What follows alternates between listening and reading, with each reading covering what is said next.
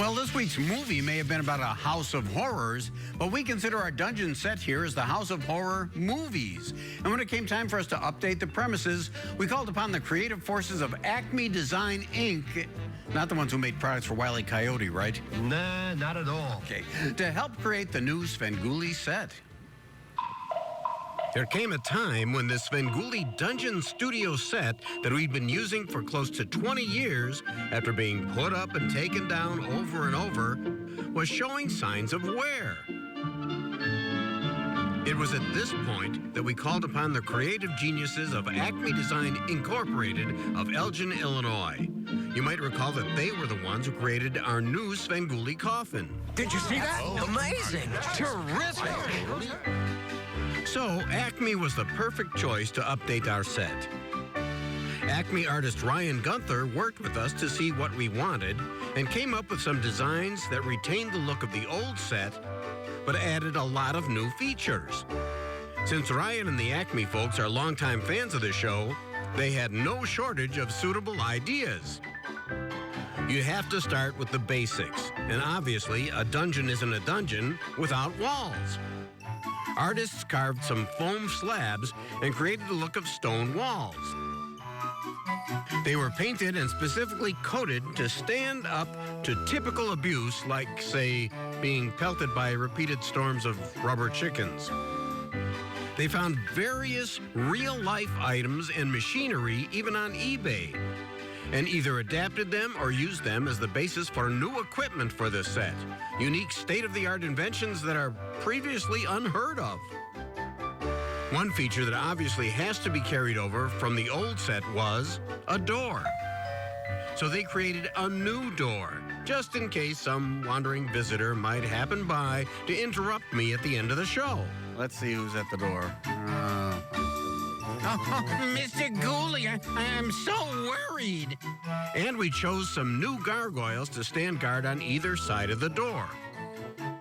Of course, Acme had crafted them in the image of two favorite horror icons, Vincent Price. I was hoping to get in on the excitement.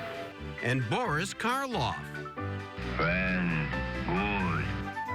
Before they were installed, we saw a demonstration of the inner workings of what would become our new dungeon windows. Whenever you walk in front of your window, could you please wear pants? This is an early look at a strange contraption that has ended up being one of the most impressive parts of the set. A device that confines a rubber chicken in a stasis tube. A couple of our viewers, in deference to Back to the Future, have christened it the Klux Capacitor. Great Scott. What was a hunk of an old movie theater projection system has been morphed into a fantastic creation complete with a knife switch that even Dr. Frankenstein would be proud of. It's alive! We love all the attention to detail that our Acme friends took, including labeling various equipment with things that may never even be visible on your TV screen, but are visible on set to a grateful Sven crew. And we finally have some built-in shelves to display some of the many items sent to us by loyal Sven fans. The end result of all this hard work is an amazing visual treat that adds to the atmosphere of our show. It's all highly functional, true to the genre, and above all, giving a respectful nod to the original set, but also updating it spectacularly. We're very proud that Ryan, Clint, and our friends at Acme Design have put us in a brand new dungeon that immediately felt like home.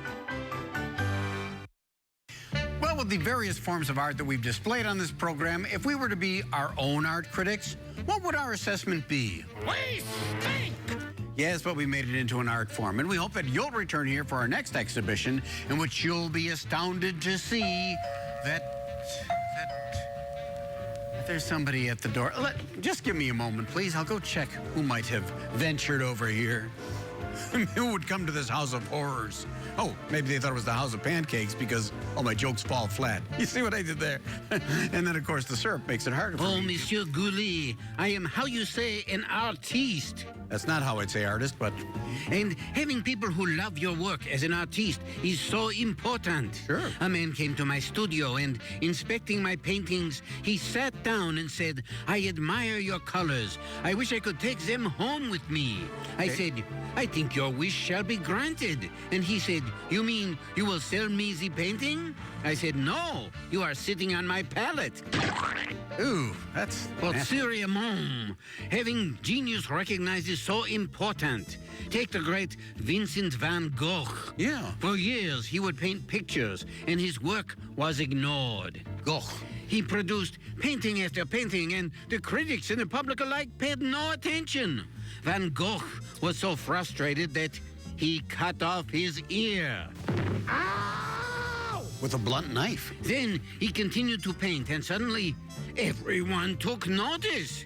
His patrons and all the art critics said, Van Gogh, your work is marvelous. You're a genius. And Van Gogh said, huh? So long, Screwy. See you in St. Louis. Do you hear the audience laughing? Huh? No, I don't think. You know, they certainly don't. Good night, everybody. Right in the kisser. Well, thank you so much for inspecting my dental work, for joining us for the House of Horrors. And believe me, it will be a house of horrors. Hi, George. Hey, it's me, right?